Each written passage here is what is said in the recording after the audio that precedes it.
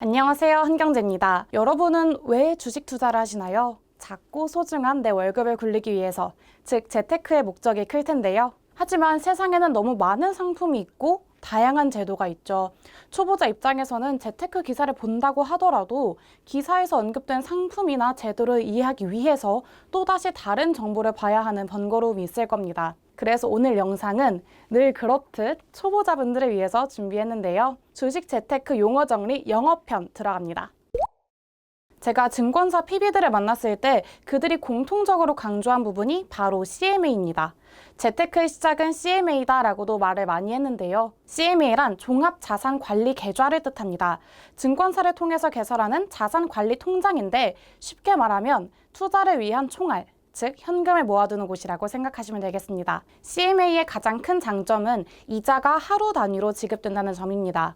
돈을 하루만 넣어놔도 이자가 붙고 또 이자율도 은행보다 조금 더 높다는 특징이 있습니다. 우리가 넣은 돈을 증권사가 여러 단기 금융상품에 투자해서 운용한 뒤에 우리한테 이자를 다시 지급해주는 방식이기 때문이죠. CMA 통장은 대면 개설은 물론이고요. 증권사 어플을 통해서 쉽게 만드실 수 있습니다. 증권사가 어떤 금융상품에 투자해서 돈을 굴리느냐에 따라서 RP형, MMF형, MMW형, 그리고 종금형의 4가지 유형으로 나뉘는데요. RP형과 MMF형이 가장 많이 사용됩니다. RP형은 금리가 확정되어 있어요. 그래서 안정적이고 MMF형은 운용 결과에 따라서 받을 수 있는 이자가 달라지기 때문에 RP형보다는 수익성에 중점을 둔 유형이라고 볼 수 있습니다. 그럼 상품으로 넘어가 볼게요. 요즘 같은 장에서는 지수 추종형 ETF만 한 게 없죠. 제 해외 주식 계좌도 온통 파란불이긴 한데 그중에서 꿋꿋하게 오르는 것이 S&P 500에 투자한 상품이더라고요. ETF가 뭐냐? ETF는 우리말로 상장 지수 펀드를 의미하는데요. 이렇게 풀어서 설명해도 잘 와닿진 않죠. 우리가 주식을 사고 파는 것은 어떤 기업에 투자하는 거잖아요. 그런데 ETF를 활용하면 이 한 개 기업이 아니라 시장 전체, 혹은 특정 테마와 관련된 여러 기업에 투자할 수 있습니다. 왜냐하면 ETF가 이 기초 지수를 따라가도록 설계되어 있기 때문인데요. 코스피 200 지수가 오르면 코스피 200 지수를 추종하는 ETF의 가격도 오르고 미국 나스닥 지수가 떨어지면 나스닥 지수를 추종하는 ETF 가격도 동시에 떨어지는 거죠. 그러면 수소 ETF, 2차전지 ETF, 반도체 ETF 이런 건 다 뭐냐? 결국 이런 테마형 상품들도 어떤 기초 지수가 있는 겁니다. 지수 산출기관에서 지수를 만들고 그것을 따르는 방식인 거죠. 최근에는 액티브 ETF 시장도 굉장히 커졌는데요. 자세한 내용은 노미의 글로벌 ETF 코너를 참고하시면 되겠습니다. 여러분, 혹시 주코노미에서 언급된 ETF를 검색했는데 나오지 않는 경우들 있지 않으셨나요? 유튜브 댓글에서 검색해도 이 상품이 나오지 않습니다 라는 문의가 많이 보이는데요. 해외 주식형 ETF랑 해외 상장 ETF의 차이를 아셔야 됩니다. 미국의 S&P 500 지수를 추종하는 상품이라고 해볼게요. 어떤 운용사가 S&P 500 지수를 추종하는 ETF를 우리나라 주식시장에 상장했다면 이것은 해외 주식형 ETF라고 부릅니다. 국내에 상장돼 있긴 하지만 어쨌든 해외 기업들에 투자하는 것이기 때문에 국내 주식형 ETF와 과세 체계는 좀 달라요. 그러면 해외 ETF는 뭐냐? 말 그대로 해외 시장에 상장되어 있는 ETF를 뜻합니다. S&P 500을 따르도록 설계된 뱅가드의 VOO, 스테이트 스트리트의 SPY가 다 여기에 해당되죠. 그러니까 SPY나 QQQ 같은 것은 해외 상장 ETF이기 때문에 국내 주식 탭이 아니라 해외 주식 탭에서 상품을 검색하셔야 합니다. 내가 투자하려는 상품 혹은 내가 추천받은 상품이 국내에 상장된 것인지 아니면 해외에 상장된 상품인지를 확인하시면 되겠습니다. 그리고 이건 좀 소소한 팁인데요. 해외 상품을 포털에서 검색하실 때에는 네이버보다는 구글을 활용하는 게 더 낫습니다. SPY를 검색하니까 네이버에서는 스파이를 설명해주는 영어 사전이 가장 먼저 뜨지만 구글에서는 SPY ETF의 주가 그래프가 가장 상단에 나오죠. ELS도 기사에서 많이 접하셨을 텐데요. 한국어로 주가 연계 증권이라고 부릅니다.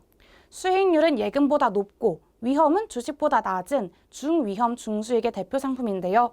주가랑 연계가 돼서 수익률이 결정되는 금융상품이다 라고 이해하시면 되겠습니다. ELS는 보통 각 국가의 주가 지수를 기초 자산으로 삼습니다. 미국의 S&P 500, 유럽의 유로스톡스 50, 홍콩의 H지수, 우리나라의 코스피 200 등이요. 언뜻 보면 개념상으로는 방금 말씀드린 ETF랑 비슷해 보이긴 하죠. ELS의 가장 큰 특징은 조건부 상품이라는 점입니다. 만기도 수익률도 처음부터 정해져 있어요. 투자 기간 동안 이 기초 자산으로 삼은 지수가 어떤 하한선 밑으로만 내려가지 않으면 수익을 냅니다.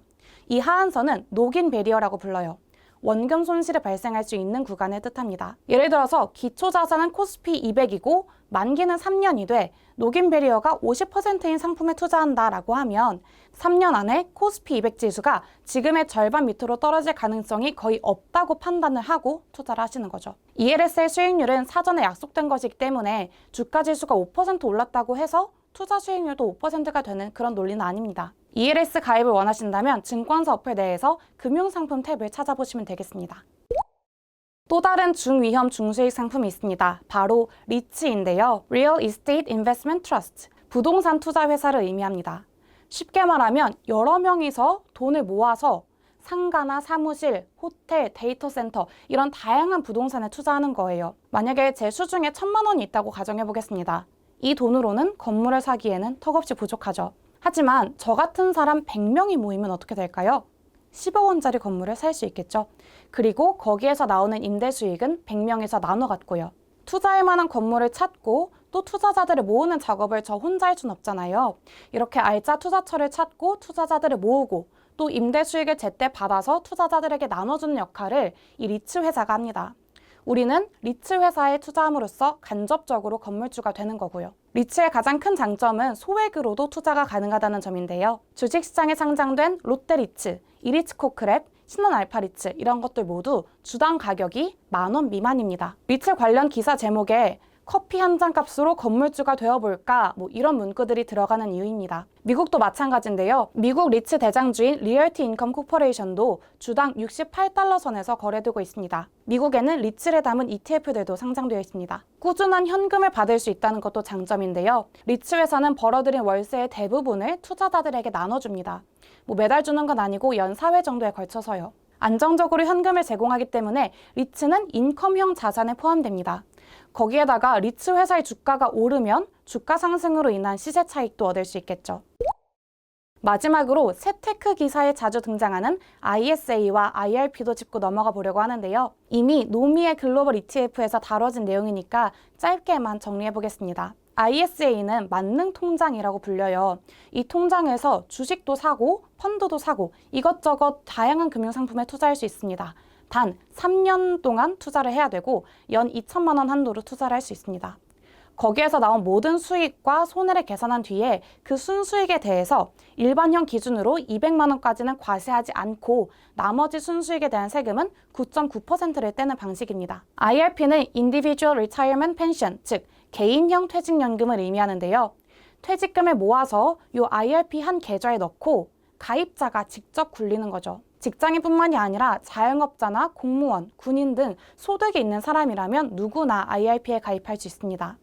IRP는 절세 혜택도 커서요. 세테크 기사에서 자주 등장합니다. 오늘 이렇게 CMA, ETF, 리츠, ISA, IRP를 다뤄봤는데요. 말씀드린 내용이 저 모든 용어들의 전부는 아니었지만 그래도 오늘 이 영상을 보시고 나서 경제신문을 읽을 때 막힘없이 읽으셨으면 하는 마음에서 제작했습니다. 다음번에도 더 유익한 기초 영상으로 돌아오겠습니다.